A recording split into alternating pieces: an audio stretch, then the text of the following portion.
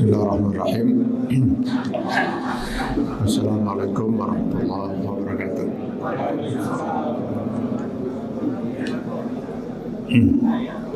Alhamdulillah wa syukurillah wa salatu wassalamu ala Rasulillah Muhammad ibn Abdullah wa la hawla wa la quwwata illa billahil aliyyil azim. Bapak-bapak dan ibu-ibu jamaah salat subuh rahmatullah.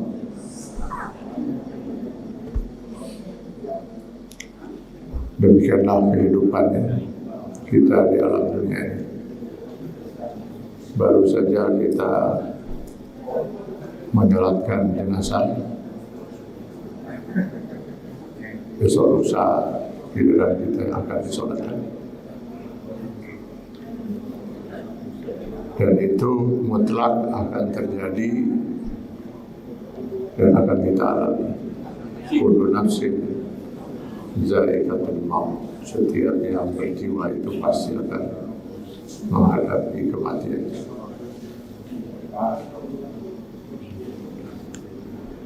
Marilah kita terus berupaya untuk bisa menjalani kehidupan ini dengan benar dan diridhai Allah SWT.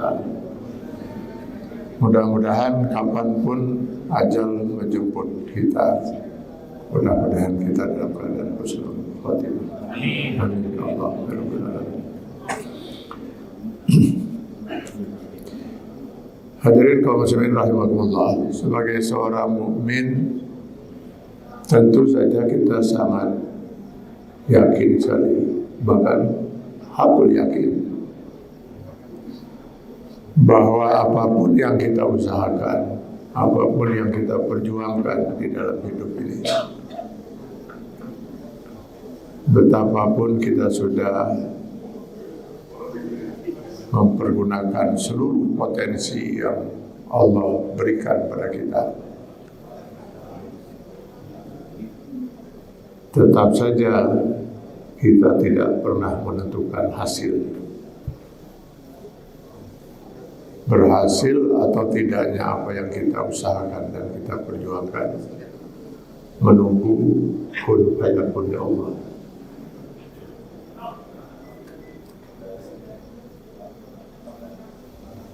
Betapapun kita sudah maksimal berikhtiar dan berusaha, selama Allah belum menyatakan kun jadi, sesuatu tidak akan pernah terjadi. Sesuatu hanya akan terjadi dengan kun fayakun Allah. Inna ma'amruhu iza arada syai'an an yakula lahu kun fayakun. Quran surat Yasin ayat 82. Karenanya bagi kita sebagai seorang mukmin, berikhtiar, berusaha, dan berdoa adalah dua hal yang tidak mungkin terpisahkan dalam kehidupan kita.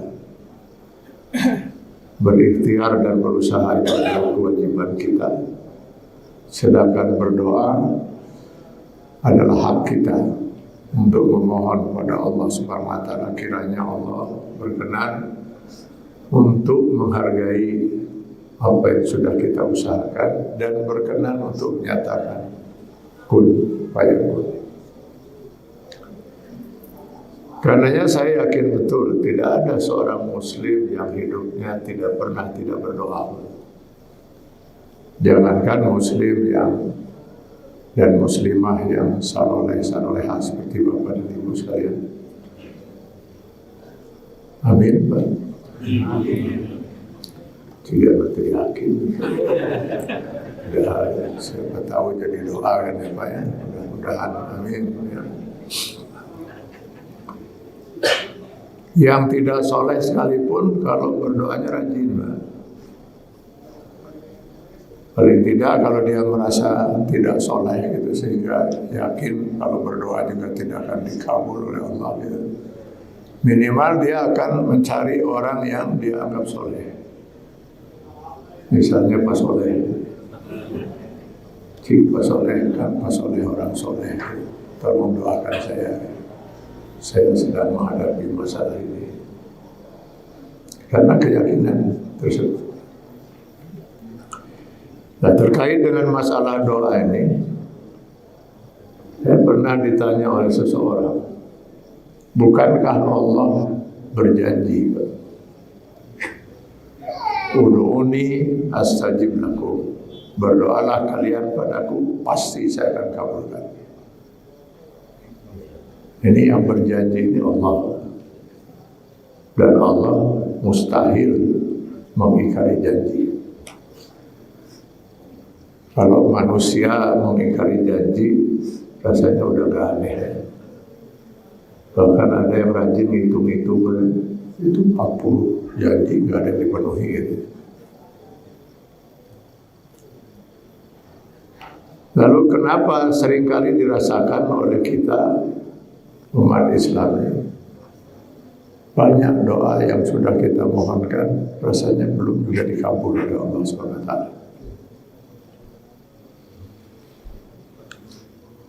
Di dalam menjawab pertanyaan ini, saya katakan yang ada beberapa kemungkinan. Kenapa doa seseorang itu belum atau tidak dikabul oleh Allah? Kemungkinan yang pertama, sebenarnya Allah sudah mengabulkan doa dia, yaitu dengan tidak memenuhi apa yang dia minta. Ini kalau yang bersangkutan itu seorang mukmin yang saleh, kan pasti doanya dikabul. Dan Allah sudah mengabulkan doanya dengan tidak memenuhi apa yang menjadi keinginannya. Karena tidak semua yang kita anggap baik, yang kita mohonkan pada Allah, itu sebenarnya baik menurut Allah. Terkadang kita mengira itu sangat baik untuk kita, padahal itu sangat tidak baik untuk kita. Wa asa an takrahu syai'an wa huwa khairun lakum, wa asa an tuhibbu syai'an wa huwa syarrun lakum. Boleh jadi kamu sangat tidak menyukai sesuatu, padahal kata Allah itu yang sangat baik bagi kamu. Sebaliknya boleh jadi kamu sangat tidak menyukai sesuatu, padahal itu sebenarnya yang sangat baik bagi kamu. Wallahu ya'lamu wa antum la ta'lamun. Allah yang Maha tahu, kalian tidak tahu apa-apa. Ketidakmengertian kita tentang apa yang terbaik untuk kita dunia dan akhirat kadang-kadang sampai kepada doa juga. Terkadang seseorang berdoa pada Allah Subhanahu wa taala meminta sesuatu yang kalau Allah kabulkan, celaka dia. Silakan nanti dibaca lagi di rumah Quran surat Al-Isra ayat 11. Wa yad'ul insanu bisyarri du'ahu bil khair. Terkadang manusia berdoa memohon pada Allah sesuatu yang sangat tidak baik, yang bisa mencelakakan diri dia. Jadi sebenarnya ketika dia berdoa itu dia sedang meminta celaka. Apa mungkin ada seorang berdoa minta celaka? Ya mungkin. Kenapa? Doa'ahu bil khair, dia mengira yang dia minta itu baik. Wa kana al-insanu ajula, dan adalah sifat manusia itu tergesa-gesa. Jadi kapan dia terfikir itu baik, lalu dia yakini, lalu dia melakukan dan dia berdoa. Jadi kemungkinan yang pertama, bisa saja doa itu dikira belum dikabul, padahal sudah dikabul oleh Allah dengan tidak memenuhi apa yang dia minta. Kalau boleh kita membuat ibarat gitu ya, seorang anak misalnya meminta pada orang tuanya, tolong ayah belikan saya pistol misalnya. Untuk apa? Menjaga diri. Sekarang situasi sangat tidak aman ayah. Si ayah berpikir, sekarang kamu minta pistol untuk menjaga diri. Besok lusa setelah kamu punya pistol, jangan-jangan kamu jadi penjahat. maka si orang tua kemudian tidak memenuhi keinginan si anak. Menurut si anak, ayah tidak sayang kepada anaknya. Saya ingin menjaga diri kok malah tidak diberi. Padahal si ayah tidak memberi itu karena saking sayangnya pada anaknya, demi keselamatan si anak itu sendiri. Ini kemungkinan yang pertama. Kemungkinan yang kedua, bisa jadi doa itu belum dikabul karena Allah masih ingin menguji keimanan seseorang, menguji kesabarannya. Apakah dia lebih mencintai Allah atau lebih mencintai yang dia minta dari Allah SWT. Nah, kemungkinan yang ketiga, ini yang perlu sekali kita waspadai. Sangat mungkin doa itu belum dikabul oleh Allah karena memang yang bersangkutan itu bukan orang yang layak untuk didengar dan dikabulkan doanya. Dimana kalau kita nanti melihat di Quran surah Al-Baqarah ayat 186, kita akan temukan itu jawaban tersebut. Di mana di dalam ayat ini Allah menyatakan, wa iza sa'alaka ibadi anni fa inni qarib. Jika ibad-ibadku bertanya kepadamu Muhammad tentang aku, sesungguhnya aku sangat dekat. Karena dekatnya itulah, kata Allah, saya berjanji, ujibu da'watad da'i jada'an. Saya akan kabulkan doa orang yang berdoa pada. Siapa yang dijanjikan oleh Allah doanya akan dikabul itu? Ibad, orang-orang yang dekat dengan Allah. Jadi kalau Bapak Ibu baca di dalam Al-Quran, ada dua istilah yang biasa dipergunakan oleh Allah untuk menunjuk kata hamba. Ada abid, ada ibad. Kalau tulisan Arabnya abid itu ain ba ya dal, abid. Kalau ibad ain ba alif dal, ibad. Dua-duanya berasal dari akar kata yang sama. Karena itu dua-duanya maknanya juga sama, yaitu hamba. Cuman Allah membedakan penggunaan dua kata ini di dalam Al-Quran. Jadi kalau nanti kita baca Al-Quran ketemu kata abid, maka yang dimaksud adalah hamba Allah secara umum. Yang mukmin, yang kafir, yang soleh, yang tesoleh, nurada soleh, semuanya abid. Semuanya hamba Allah. Termasuk orang kafir. Walaupun orang kafir itu mengkufuri Allah, gitu, tidak mau meyakini Allah itu sebagai penciptanya misalnya, ya tetap saja Allah adalah yang menciptakan mereka. Mereka adalah hamba-hamba Allah. Tapi kalau nanti Bapak Ibu ketemu di dalam Al-Quran istilah ibad, maka yang dimaksud oleh Allah di sini adalah hamba-hambanya yang mukmin anu saleh. Itulah sebabnya ketika Allah Subhanahu wa taala menjuluki hamba-hambanya yang soleh karena memiliki sekian kriteria kesolehan, bisa dibaca di Quran surat Al-Furqan ayat 63 sampai dengan selesai. Nah, mereka diberi gelar ibadur rahman. Wa ibadur rahmanil ladzina yamsuna 'alal ardi hawnan wa idza khatabahumul jahiluna qalu salama. Ibadur rahman, bukan abidur rahman. Jadi kalau boleh saya bayangkan itu Pak, antara manusia kita dengan Allah itu ada jarak Pak. Ada jarak yang memisahkan kita dengan Allah Subhanahu wa taala. Jarak ini ditamsilkan oleh Imam Al-Ghazali dengan sebuah tangga dengan 10 anak tangganya. Nah, abid itu di bawah. Untuk kita bisa dekat dengan Allah, kita untuk menjadi ibad, kita harus menaiki anak tangga itu satu demi satu. Anak tangga ini yang mereka istilahkan dengan thariqat, jalan yang harus ditempuh untuk mendekatkan diri pada Allah. Para ulama fikih lebih senang mempergunakan istilah syariat, sama artinya jalan.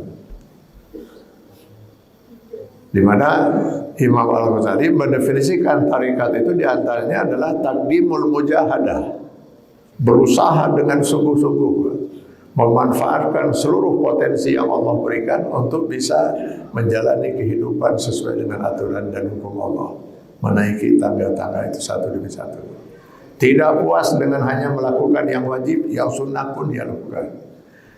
Tidak puas hanya bisa meninggalkan yang diharamkan, dia tinggalkan segala yang dimakruhkan. Itu ya. Nah, kalau dia sudah menaiki sampai pada tangga terakhir, dia sudah jadi ibad. Kalau menurut istilah orang-orang tasawuf itu sudah sampai tingkat ma'rifat. Nah, disitulah Allah menjanjikan mereka yang sudah dekat dengan Allah itu hidup mereka akan diberkahi, akan diridhoi. Dan kalau mereka berdoa, pasti kata Allah, saya kabulkan doa mereka. Jadi kalau seandainya kita berdoa dan doa kita belum dikabul, salah satu kemungkinannya selain yang dua tadi kita sudah bahas, mungkin saja kita masih ibad, masih abid, belum jadi ibad. Nah, dari sinilah mungkin kita bisa menyimpulkan kenapa banyak pengalaman saudara-saudara kita yang berdoa di tanah air sampai sekian tahun belum juga dikabulkan doanya oleh Allah. Tapi begitu mereka pergi ke tanah suci, entah karena berumrah atau berhaji, berdoa lagi mereka di sana, khotbah dikabul oleh Allah. Banyak saudara-saudara kita pernah mengalami itu. Bahkan ada seorang sahabat saya yang 13 tahun berdoa, berusaha agar bisa memiliki keturunan. Semua dokter sudah angkat tangan. Bahkan ada dokter yang sampai mengatakan mustahil istrimu bisa memberikan keturunan. Secara medis 100% nggak ada peluang itu. Tapi dia sebagai seorang mukmin tetap yakin. Silakan saja sejuta akal manusia mengatakan mustahil. Bagi Allah tidak ada yang mustahil. Api yang panas bisa dibuat menjadi dingin, laut bisa dibelah, gitu. Hanya dalam kun fayakunnya. Setelah 13 tahun, dia punya kesempatan untuk pergi haji dengan istrinya. Pulang dari haji ditanya oleh teman-teman, gimana kesan di tanah suci? Ya, kira-kira samalah dengan jemaah yang lain. Cuman ada satu kesan yang tidak mungkin saya lupakan. Alangkah puasnya saya dengan istri menangis di depan Murtaza saat kami berdua berdoa, ya Allah, izinkan kami punya keturunan. Biarkan semua orang menyatakan mustahil, bagi Engkau tidak ada yang mustahil. Kurang lebih 2 bulan sekembalinya dari tanah suci, istrinya mengeluh agak kurang sehat, dibawa ke dokter. Ya, diperiksa oleh dokter. Salah satu di antaranya kata dokter, bersyukurlah istrimu hamil. Allahu Akbar. Cuma itu yang keluar dari mulut beliau. Allah memang Maha Akbar. Kalau nggak salah, yang bersangkutan anaknya 5, Pak. Jadi kalau antara dia dengan anaknya itu jauh sekali, karena sempat kosong 13 tahun. Ini kalau saya sebut namanya pasti semua kenal, karena beliau salah seorang tokoh di negeri ini. Nah, ini yang kemudian menimbulkan banyak pertanyaan. Mengapa? Kan doa selama 13 tahun itu juga.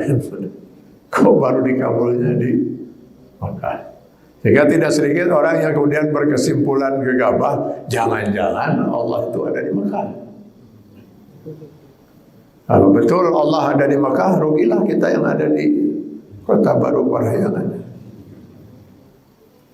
Apa enggak sebaiknya kita hijrah ke Mekah itu jadi TKI. Untung kesimpulan ini salah. Allah tidak terikat oleh ruang dan waktu. Karena ruang dan waktu itu makhluk ciptaan Allah. Masa Allah terikat oleh makhluk ciptaannya sendiri? Bahkan dengan tegas sekali di Quran surat Qauf ayat 16 Allah menyatakan wa nahnu aqrabu ilaihi min hablil warid. Kami, kata Allah, bisa dekat dengan seseorang lebih dekat daripada dia dengan urat lehernya sendiri. Urat leher ini tamsil nyawa, Pak. Karena untuk binatang yang Allah halalkan kita makan dagingnya, kita harus menyembelihnya terlebih dahulu dengan memutuskan urat leher. Jadi Allah ingin menyatakan bahwa Allah bisa saja dekat dengan seseorang lebih dekat daripada dia dengan nyawanya sendiri. Dan Allah tidak menyatakan jika yang bersangkutan ada di Mekah atau di Madinah. Dimanapun kita bisa dekat dengan Allah. Tapi kenapa banyak orang merasakan dekat dengan Allah itu kalau sedang berada di tanah suci? Ya, karena pengalaman saya dalam membimbing para jemaah umroh dan haji itu, ya memang kebanyakan itu pada umumnya sudah berjuang, bermujahadah untuk mendekatkan diri pada Allah Subhanahu wa taala. Jangankan yang wajib, Mas. Selama di tanah suci itu saya perhatikan jemaah, yang sunnah pun dikejar, Mas. Bahkan saking semangatnya, tapi tidak didukung oleh ilmu yang memadai. Yang tidak sunnah pun dilakukan. Yang disunahkan diantaranya mencium Hajar Aswad. Asal melihat batu agak aneh sedikit, cium. Nanti ada orang ngusap-ngusap apa, ikutan. Saya entah sudah berapa kali Pak, menegur jemaah kita ya, saya takut jatuh pada kemusyrikan. Pernah ada jemaah saya tegur pulang sholat isya kan, sedang ngusap-ngusap itu apa, maulid, tempat dilahirkannya Rasulullah SAW itu. Masya Allah itu. Ya, lagi ngapain Pak? Ini maulid Nabi gitu. Maksudnya apa maulid Nabi? Ya di sini adalah tempat Nabi Muhammad dilahirkan. Terus kenapa itu pintu itu diusap-usap? Kalau Bapak nanti lihat siang hari debu semua gitu. Dan ini sudah jadi perpustakaan. Di dalam itu perpustakaan. Usap-usap perpustakaan. Pernah juga saya mengingatkan waktu itu diingat sekali di Masjid Kuba. Ini bagi yang sudah haji di Madinah ya. Di Masjid Kuba itu ada marmer pada halamannya. Dari kejauhan saya lihat ada bapak dan ibu-ibu berdua itu sedang usap-usap marmer. Karena yang laki-laki itu pakai kopiah, mulai saya curiga. Jangan-jangan ini orang Indonesia. Karena yang biasa pakai kopiah itu kebanyakan kita dan Malaysia.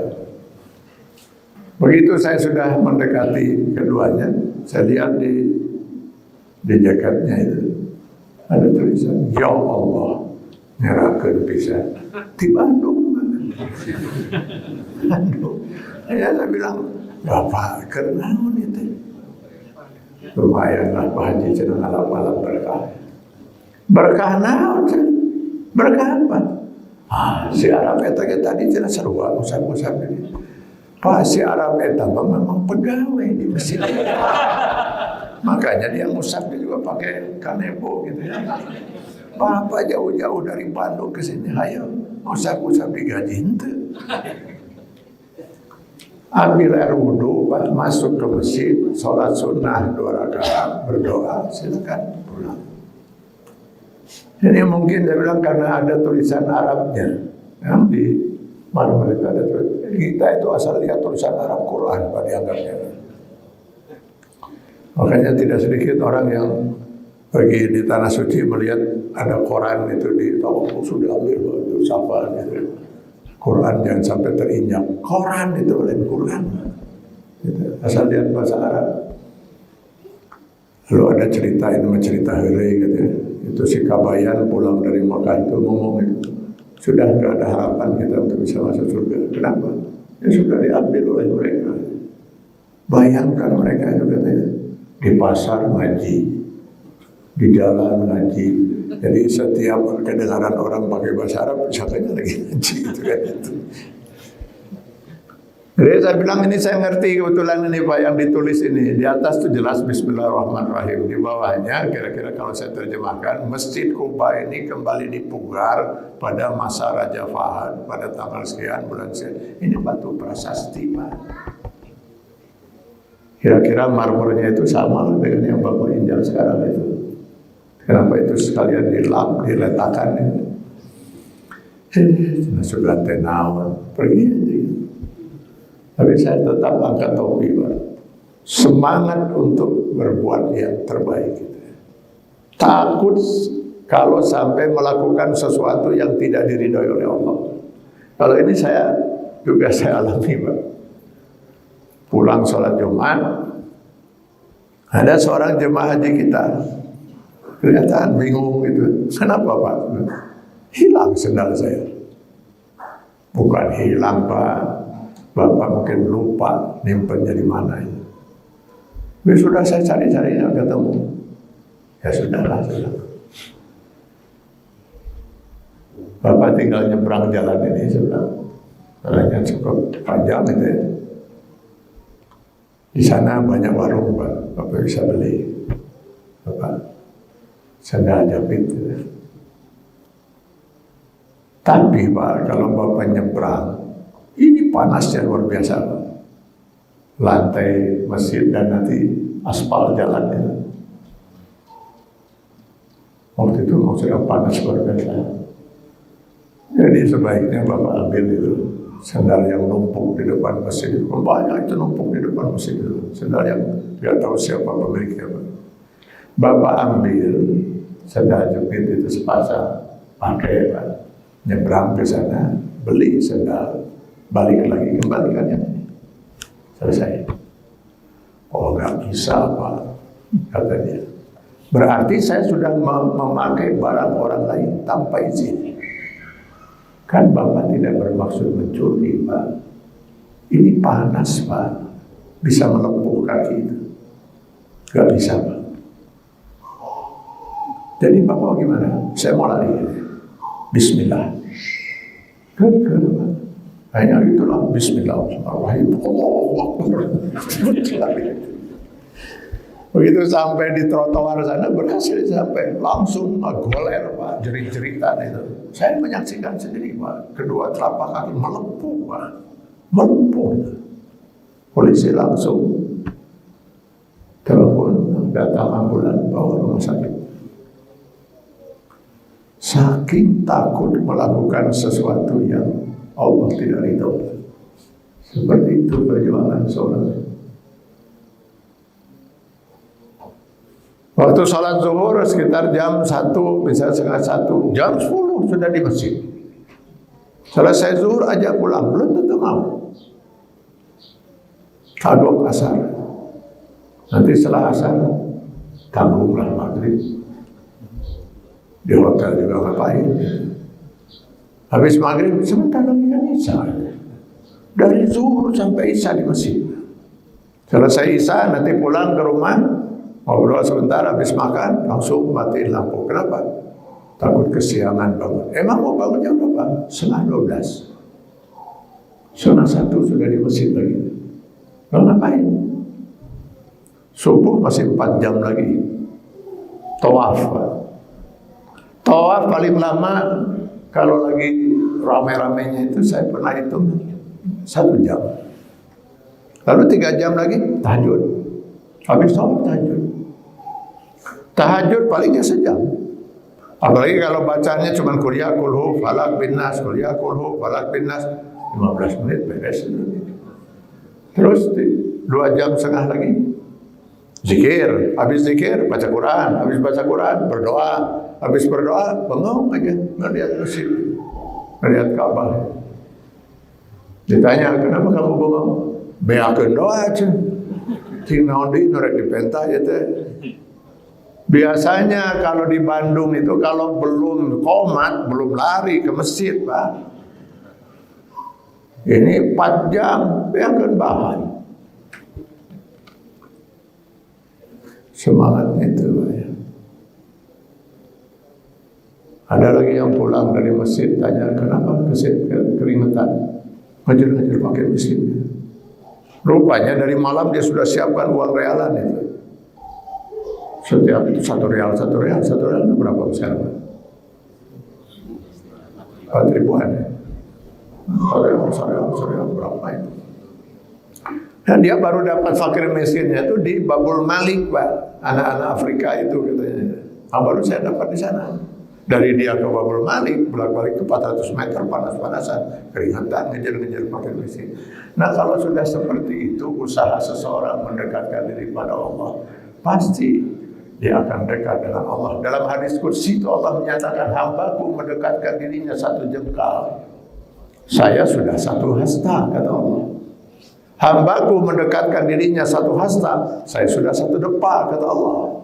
Hambaku mendekatkan dirinya kepadaku dengan berjalan kaki, saya dengan berlari, kata Allah. Semakin seseorang mendekatkan diri pada Allah, semakin Allah dekat dengan dia. Sebaliknya, semakin seseorang menjauh dari Allah, ya Allah pun akan semakin jauh darinya. Saya sependapat dengan Bimbo itu dalam lagu mereka Tuhan. Tak siapa yang mau ngarangnya, apa Bimbo atau Taufik Ismail. Tuhan, aku dekat, engkau dekat. Aku jauh, engkau jauh. Jangan-jangan mereka diilhami oleh hadis kursi ini. Jadi pantaslah kalau banyak doa itu dikabul di tanah suci. Ya, karena sudah banyak orang yang ketika pergi ke tanah suci itu berjuang mati-matian untuk mendekatkan diri kepada Allah. Andai kata semangat itu kita lakukan di Kota Baru Parahyangan ini, insya Allah kita akan dekat dengan Allah. Tapi sayangnya begitu pulang lagi ke Bandung, kembali lagi Pak ke Undang-Undang Dasar kedua Korea. Ya. Ayo Pak Haji kita ke masjid. Kamu kan gak ngerti ya. Waktu kita di Mekah, kata Ustaz itu sekali kita masuk Masjidil Haram itu 100.000. Jadi kamu bolak-balik ke Masjid Al-Ukhuwah 100.000 kali, sama dengan waktu saya di Mekah sekali. Padahal waktu di Mekah saya berapa kali masuk ke Masjidil Haram, kalikan 100.000. Makanya saya manis tenang. Kamu kalau ke Masjidil Haram, nah, saya nggak tahu ini haji mabrur atau haji kabur. Lagi di Makkah, dia sampai keringetan mengejar fakir miskin saking ingin bersedekah. Sampai di Bandung, fakir miskin yang keringetan ngejar-ngejar dia, Pak. Udah terlihat itu di perapatan fakir miskin, malah hujan-hujanan itu. Udah muncul lah itu kan, keluar sudah dari dompetnya keluar 50.000 itu. Tapi sebelum sampai perapatan, istikharah dulu Pak, di mobil itu. Menimbang dan seterusnya, mengingat dan seterusnya, memperhatikan dan seterusnya. Sudah dekat lebaran, kebutuhan masih banyak dan sebagainya. Begitu sampai perapatan, memutuskan dan menetapkan. Bersabarlah, kerana itu. Jadi itu, itu aja. Jadi bagaimana kita akan dekat dengan Allah kalau kita tidak berusaha mendekatkan diri kepada Allah Subhanahu Wa Taala. Nah, sekarang mumpung kita masih berada di bulan Ramadan ya Pak ya. Kenapa saya ingin mengangkat lagi masalah ini kan? Manfaatkanlah ini kita masih punya berapa hari lagi Pak. Terutama di hari-hari terakhir ini Pak, di 10 malam terakhir ini. Sebab kata Rasulullah SAW, ada kemungkinan memang Lailatul Qadar ini jatuh di 10 malam terakhir. Kemungkinan yang lebih besar lagi di malam ganjilnya. Malam 21, 23, 25, 27, 29. Lebih besar lagi kemungkinan di malam 27. Tapi semuanya itu kata Rasulullah kemungkinan. Kita nggak tahu. Mungkin sudah kita lewati. Mungkin malam Lailatul Qadar itu kita nggak tahu. Nah, kenapa sih selalu yang begini-begini dirahasiakan oleh Allah ya? Hati-hati, hari Jumat itu antara khotib berdiri sampai selesai itu ada waktu di mana doa kita akan diijabah oleh Allah. Kapan waktunya? Gak dijelaskan. Lailatul Qadar, kenapa sih gak dijelaskan saja oleh Allah? Misalnya gitu, malam Lailatul Qadar jatuh malam 20 Ramadan. Selesai kan? Enggak selesai. Allah Maha tahu makhluk ciptaannya kita manusia ini. Andai kata diberitahu malam 20 lah malam Lailatul Qadar, insya Allah sampai malam 19 masjid ini kosong. Malam 20 penuh sampai keluar, Pak. Malam 21 seterusnya kosong deh. Sudah dapat 1000 bulan itu. Misalnya kenapa umur itu dirahasiakan? Kenapa kita nggak diberitahu saja? Kamu akan meninggal umur misalnya berapa? Bapak rencana mau? Misalnya umur berapa? 70. Jangan Pak, sudah banyak yang 70 di sini. 80 misalnya kan? Kamu akan meninggal kata Allah usia 80 tahun 2 bulan 22 hari. Maka dia selama usia 80 tahun sampai 2 bulan itu poya-poya hidup seenaknya aja. Tinggal 22 hari lagi mau meninggal, baru dia masuk ke masjid. Nggak keluar-keluar dari masjid, istighfar, sholat, baca Quran. Allah Maha Pengampun, Pak. Sebelum sakratul maut, selama belum sakratul maut, taubat masih mungkin untuk diampuni oleh Allah Subhanahu wa taala. Nah, itu dirahasiakan seperti itu. Jadi kunci untuk doa itu dikabul oleh Allah, kedekatan manusia dengan Allah Subhanahu wa taala. Mari kita terus berusaha mendekatkan diri pada Allah di bulan Ramadan ini yang ibadah sunnah diberi pahala seperti kita melakukan ibadah yang wajib. Banyak. Karenanya selain doa anak yang soleh, nah itu lagi persyaratan itu, harus anak yang soleh untuk doanya dikabul. Itu ada 3 kelompok manusia yang doanya tidak mungkin ditolak oleh Allah. Pasti kalau mereka berdoa itu pasti dikabul oleh Allah. Kenapa? Mereka adalah orang-orang yang sangat dekat dengan Allah SWT. Yang pertama kata Rasulullah SAW, imamun adil, pemimpin yang adil. Ternyata bukan ulama yang disebut, pemimpin yang adil. Ya kalau kebetulan pemimpinnya itu seorang ulama, ya, tapi dalam posisi dia sebagai pemimpin, atau mungkin seorang ulama yang memimpin umat misalnya gitu. Asal adil. Kenapa? Bayangkan Pak, di dalam Islam Anda kata Rasulullah membuang duri dari jalan. Dan melihat duri, paku atau apa, kita ambil, taruh di tong sampah. Insya Allah nggak akan keringetan. Berapa sih duri kan sebesar itu? Kan nggak ada duri sebesar paha itu bukan duri. Itu sudah merupakan ibadah kita kepada Allah. Kalau kita niatnya karena Allah demi untuk menyelamatkan orang lain, jangan sampai ada yang celaka karena kacugak kenal atau bahasa Indonesia tertusuk gitu ya. Ya kacugak gitu. Lalu bagaimana kalau gitu amal ibadah seorang pemimpin yang berhasil membuang duri-duri kehidupan masyarakat, duri ekonomi, duri sosial, duri politik, duri hukum, sehingga rakyat yang dipimpinnya itu hidup sejahtera, bahagia, lahir batin. Berapa amal ibadahnya? Kalau di negeri ini seorang pemimpin nasional, berarti dia setiap hari beribadah kepada Allah lewat baktinya kepada 280 juta rakyat yang dipimpinnya. Sehari berapa ibadahnya? Maka pantas pemimpin yang adil itu di kelompok pertama dari 7 golongan umatku yang akan masuk surga tanpa hisab. Dijamin oleh Rasulullah. Bisa bayangkan aja Pak, setiap hari dia beribadah pada Allah lewat baktinya pada 280 juta rakyat kali 5 tahun, kali 10 tahun, berapa ibadahnya? Karena itu kalau saya melihat di negeri ini orang sering berebutan ingin jadi pemimpin itu. Oh, mungkin mereka ingin masuk surga tanpa hisab gitu. Mungkin meren gitu ya.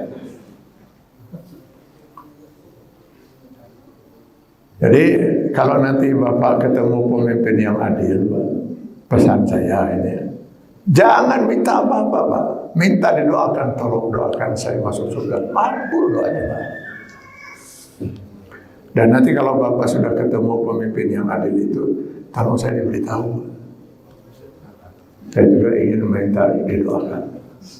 Karena selama ini, alhamdulillah, saya belum menemukan, Pak. Adil itu menempatkan sesuatu pada tempatnya. Kalau adil menurut Allah berarti menempatkan aturan dan hukum Allah pada tempatnya. Ketika aturan Allah itu dilanggar, bukan adil, itu zalim. Makanya ketika Adam dan Hawa melanggar aturan Allah, memakan buah khuldi, apa doa mereka berdua? Rabbana zalamna anfusana. Sungguh kami ya Allah telah menzalimi diri kami sendiri. Jadi setiap kehidupan yang kita jalani tidak sesuai dengan aturan dan hukum Allah, kita telah menzalimi diri. Yang kedua, yang doanya tidak akan ditolak oleh Allah itu doaul mazlum, doa orang-orang yang teraniaya. Nah, pertanyaannya kenapa? Allah itu sangat murka kepada orang yang berbuat zalim. Kenapa? Yang berhak berbuat zalim itu cuma Allah, Pak. Kalau Allah berbuat zalim itu haknya. Allah kan yang menciptakan alam semesta ini berikut isinya, termasuk kita manusia. Mau diapakan kita itu kan terserah pemiliknya. Ya toh? Nah, Allah yang maha kuasa untuk berbuat zalim itu bersumpah dalam hadis qudsi, Pak. Inni haramtu zulma ala nafsi. Walaupun saya punya hak, punya kuasa untuk berbuat zalim, saya haramkan kezaliman itu pada diri saya. Allah mengharamkan dirinya untuk berbuat zalim. Karena itu tidak ada satu makhluk pun yang akan terzalimi. Termasuk orang kafir kalau manusia kafir. Orang-orang kafir nanti di akhirat ketika dijebloskan ke neraka, mereka akan menyatakan Allah maha adil, saya layak untuk masuk neraka jahanam. Gak akan ada satupun makhluk mengatakan saya terzalimi, gak ada. Karena itulah maka ada hisab itu, Pak. Ada sidang itu di mana dijelaskan oleh Allah itu apa kesalahan kita dalam menjalani kehidupan itu, mana amal yang Allah terima, apa dosa-dosa, itu semua dijelaskan per zarrah. Wa may ya'mal mithqala dzarratin khairan yarah, wa may ya'mal mithqala dzarratin syarran yarah. Zarrah itu atom ya kalau kita menyebutnya, sesuatu yang sangat kecil itu. Itu akan dijelaskan semua oleh Allah. Kenapa dia bisa masuk surga? Kenapa seseorang harus masuk neraka? Jelas semua itu. Kalau belum lagi yakin, setelah dijelaskan semua itu ditimbang lagi. Diomil mizan kan? Ini amal ibadah kamu yang saya terima kata Allah. Ini dosa-dosa kamu yang belum saya ampuni karena tidak minta ampun atau tidak memenuhi syarat bertobat misalnya. Setelah jelas, ayo kita timbang. Semua orang akan mengatakan Allah Maha Adil. Karena Allah itu mengharamkan dirinya untuk berbuat zalim, maka betapa luar biasa murkanya Allah kepada orang yang berbuat zalim. Kok ada gitu makhluk ciptaan Allah yang berani berbuat zalim? Nah sebaliknya Allah malah menjadi dekat dengan orang yang terzalimi. Karena itu ya, ini pesan saya untuk diri saya sendiri, Pak. Mudah-mudahan dari tazkirah untuk kita sekalian. Berhati-hatilah kita dalam hidup, dalam berucap, bersikap, bertindak, mengambil keputusan dan lain sebagainya. Jangan sampai ucapan, perbuatan, tindakan, kebijakan, keputusan kita itu berakibat orang lain terzalimi. Dia akan menjadi orang yang dekat dengan Allah, kita yang jauh dari Allah Subhanahu wa taala. Walaupun orang yang terzalimi itu katakanlah tidak sesoleh Bapak dan Ibu sekalian, tapi Allah jadi dekat karena dalam posisi dia sebagai orang yang terzalimi. Apalagi kalau yang terzalimi itu orang soleh. Lalu tengah malam dia bangun tahajud gitu, lalu ngadu pada Allah gitu. Allah, hati ini rasanya sakit sekali. Apa salah saya kok tega-teganya dia menzalimi itu? Karena dia orang soleh maka doanya juga bagus, Pak. Apa enggak sebaiknya Allah orang ini diberi pelajaran sedikit itu supaya sadar gitu? Kan bagus doanya itu. Kira-kira kata Allah siap, kurang sikat sekalian itu. Hati-hati, Pak. Hati-hati, Pak, dengan doa orang-orang yang terzalimi. Tidak ada penghalang antara mereka dengan Allah Subhanahu wa taala. Saya yakin betul, Pak, kalau ada orang di puncak kejayaannya ini, wah jadi luar biasa lah kejayaannya, dipuji orang itu. Tiba-tiba jatuh, terhina, sehina-hinanya. Sangat mungkin itu juga karena mengalirnya doa dari orang-orang yang terzalimi. Hati-hati betul kita ya, dalam hal ini. Yang ketiga, nah ini yang mungkin terkait dengan kita, doa yang tidak akan pernah ditolak oleh Allah adalah as-shaim hatta yaftur, orang yang saum sampai dia berbuka. Para ulama terbagi dua dalam memahami hadis ini. Yang sebagian berpendapat yang dimaksud orang yang saum sampai berbuka itu maksudnya selama bulan Ramadan dia saum sampai dia berbuka 1 Syawal. Jadi selama 1 bulan Ramadan itulah peluang kita untuk doa dikabul oleh Allah.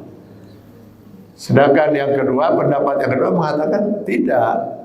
As-shaim itu isim fa'il, pelaku ya. Jadi subjek. Jadi yang kalau diartikan orang yang sedang melaksanakan saum sampai dia berbuka, berarti pada waktu maghrib. Jadi sepanjang dari mulai fajar sampai dengan maghrib pada saat dia sedang saum. Wallahu a'lam mana yang benar pendapat ini. Kalau saya entah kenapa lebih cenderung pada yang kedua, Pak. Ya. Pertama kenapa? Karena tadi kunci dari dikabulkannya doa itu kedekatan seseorang dengan Allah. Orang yang sedang saum kalau benar saumnya, Pak, pasti dia dekat dengan Allah. Kenapa? Jangankan yang haram, Pak. Yang halal saja sedang dia tahan untuk dia tidak nikmati. Makanan yang di rumah itu makanan milik dia sendiri. Minuman milik dia sendiri. Yang di rumah itu istri dia sendiri. Suami dia sendiri, halal. Berani dia mendekati dalam tanda kutip? Tidak berani. Nah, kalau yang halal saja dia nggak berani menyentuhnya, apalagi yang haram. Ya kan? Memang dia dilatih selama 1 bulan itu untuk bisa menahan diri dari yang halal, mulai terbit fajar sampai terbenam mati, agar 11 bulan kemudian dia bisa mampu menahan diri dari yang haram. Karena yang haram itu dia harus saum seumur hidup. Memakan hak orang lain itu haram, Pak. Seumur hidup dia jangan sampai memakan sepeser pun hak orang lain. Gimana caranya? Dilatih oleh Allah setiap tahun itu selama 1 bulan dia saum dari yang halal. Nah, kalau betul saumnya seperti itu, pasti dia sangat dekat pada Allah, Pak. Maka banyaklah berdoa. Jangankan doa yang mengalir dari mulutnya, Pak, dari lidahnya. Sampai-sampai dalam hadis qudsi juga Allah mengatakan, boro-boro doanya, bau mulut orang yang sedang saum itu saya hargai, kata Allah, lebih wangi daripada minyak kasturi. Bau mulutnya saja dihargai, apalagi doanya. Walaupun ini kadang-kadang hadis ini diartikan salah oleh sementara orang lain. Jadi ada saudara-saudara kita yang tidak mau sikat gigi, Pak, kalau pagi hari itu. Karena katanya semakin bau itu semakin wangi. Ya semakin bau semakin wangi.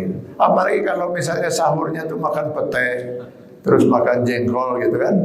Lalu pagi hari terus pergi ke kantor tidak mau sikat gigi, lalu di kantor disebar-sebarkan minyak kasturi. Nah, atau minyak jengkol cuma minyak putih. Ini penghargaan Allah. Allah menghargai. Ya, menjaga-jaga itu kalau seandainya pendapat yang kedua ini yang benar. Karena saya lihat itu kebanyakan kita umat Islam ini di bulan Ramadan fokus di malam hari gitu.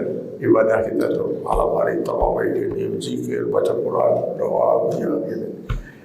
Silakan teruskan, Pak. Teruskan, itu bagus sekali. Tapi jangan lupa, banyaklah berdoa di siang hari. Bisi itu pendapat kedua ini yang benar. Terus kita mau berdoa kapan, Pak, di siang hari? Ya kapan saja. Bahkan untuk berdoa tidak disyaratkan kita harus menghadap kiblat. Untuk berdoa kita tidak disyaratkan harus dalam keadaan berwudu.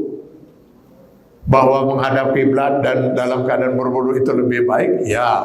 Tapi tidak menjadi syarat, Pak. Kita bisa lakukan itu di mobil, mungkin lagi pas lampu merah, tiba-tiba kita teringat orang tua kita, lalu kita langsung berdoa.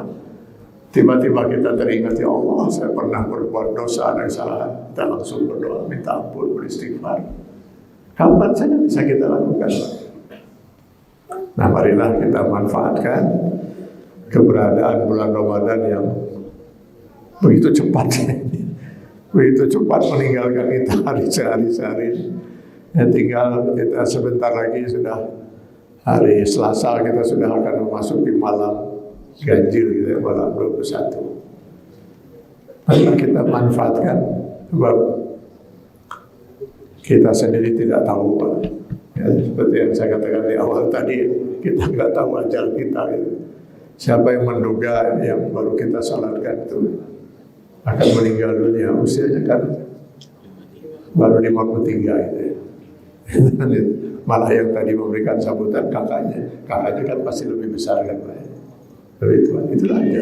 Kita nggak tahu.